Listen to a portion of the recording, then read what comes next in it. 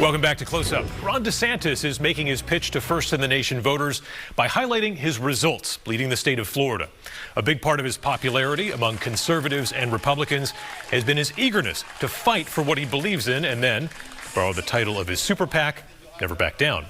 The appeal is obvious for certain voters, but in a one-on-one interview in Laconia, we asked Governor DeSantis if that approach is broad enough to win over Granite Staters who want a president who can bridge the partisan divide. You've proven that you can fight. How do you unify? You know, it seems like a lot of voters are looking for a candidate who can bring the country together.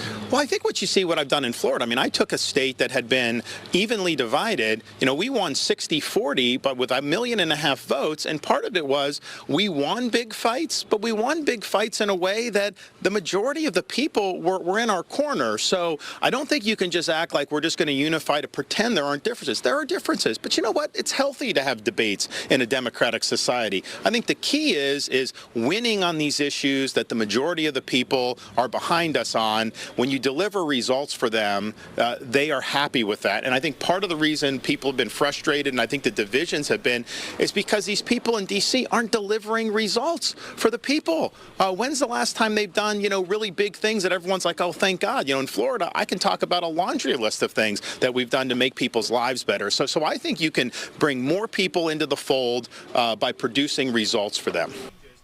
One of the issues on which DeSantis is taking a stand in this primary is immigration, saying he wants to shoot, quote, stone cold dead migrants transporting illegal drugs.